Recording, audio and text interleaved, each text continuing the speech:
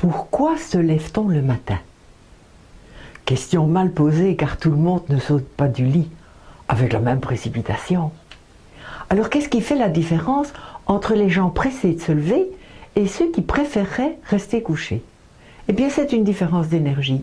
Les uns vont vers la nouvelle journée et les autres s'éloignent de cette nouvelle journée qu'ils redoutent. Mais nous ne sommes pas dans la même énergie tous les jours. Certains jours on saute carrément hors du lit alors que d'autres jours on s'accroche à la couette en espérant se rendormir. Une grosse part du développement personnel consiste à nommer la force qui nous fait avancer vers l'avenir et la force qui nous retient au lit.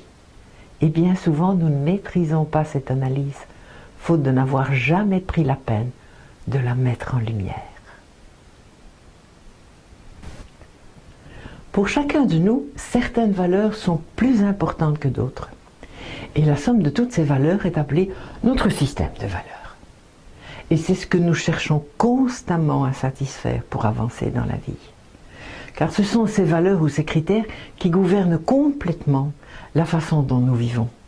Bien sûr, la manière dont on saute du lit, comme on vient de le dire, mais aussi les maisons que nous habitons, l'éducation que nous donnons à nos enfants, les causes que nous défendons, ce que nous faisons pour gagner notre vie, les voitures que nous conduisons et la façon dont nous nous habillons. Pensez à la manière dont les femmes choisissent leurs vêtements. Pour certaines femmes, un vêtement doit être fonctionnel, durable dans le temps, facile à porter. Alors que pour d'autres, le vêtement doit faire de l'effet. L'une de mes amies n'achetait que des vêtements en seconde main. Parce que pour elle, un vêtement n'avait de valeur que s'il avait vécu, s'il avait été porté, s'il avait une histoire. Un peu comme un être vivant. Alors que pour moi qui fais mes vêtements moi-même depuis que j'ai 14 ans, j'ai un dégoût à l'idée d'enfiler un vêtement dans lequel quelqu'un d'autre aurait transpiré. Donc vous voyez les cartes du monde différentes. Tout cela est possible, même au travers du vêtement que nous portons. D'où l'importance de bien connaître nos critères dominants, afin de mieux comprendre nos comportements, et d'où l'importance aussi de bien connaître les critères des personnes qui nous entourent, pour comprendre leur comportement, mais surtout, pour les prévoir. Les critères constituent une clé, une référence, une mesure qui nous permet d'ouvrir la porte de notre subjectivité ou celle des autres. D'où viennent ces instructions si puissantes? Eh bien, c'est le milieu culturel et familial qui détermine nos critères et nos valeurs dès le départ de notre existence.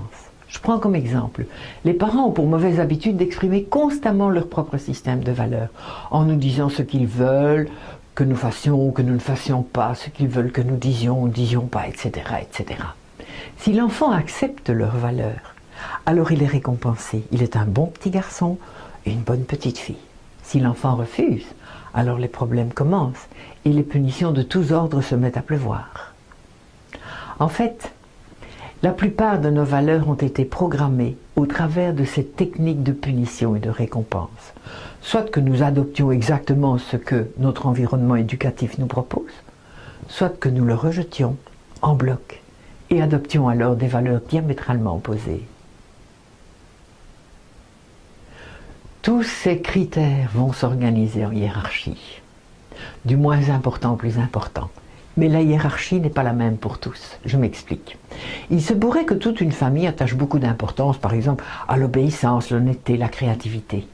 Mais peut-être que pour le père, l'obéissance est primordiale et la créativité arrive en fin de parcours. Alors que pour son fils adolescent, c'est la créativité qui est primordiale et l'obéissance en fin de parcours. Je n'ai pas besoin de vous faire un dessin pour imaginer la différence de personnalité que cela suscite entre le père et le fils. Alors qu'ils veulent tous les deux la même chose, mais ils ne le veulent pas de la même manière. Et puis, au fil du temps, la hiérarchie de nos critères va évoluer.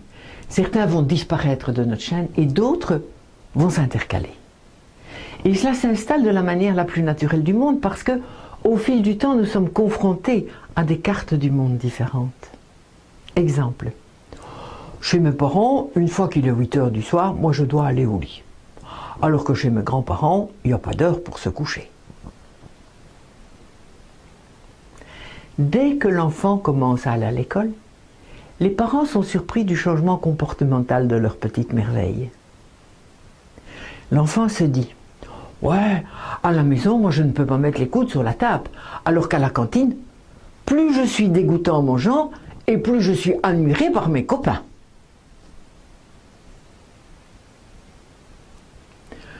Pour l'anecdote, quand j'ai connu mon deuxième mari, nous avions chacun 2 filles de 14 et 16 ans. Et ma plus jeune de 14 ans avait une façon toute particulière de dire maman quand elle voulait me faire craquer. Alors elle utilisait une sorte de meuglement bovin, Momo, que personnellement je trouvais très attendrissant. Et quelle ne fut pas ma stupeur de constater qu'un jour mon amoureux était sorti hurler sa colère dans le petit bois d'à côté. Car l'intonation utilisée par la plus jeune de mes filles lui laissait supposer que si elle faisait le veau, c'est qu'elle me prenait pour une vache.